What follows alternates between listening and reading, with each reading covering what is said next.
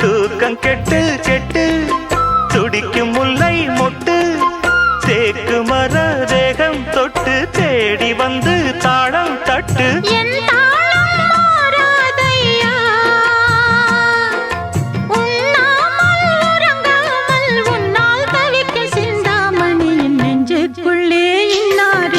சொன்னால் புரியுமா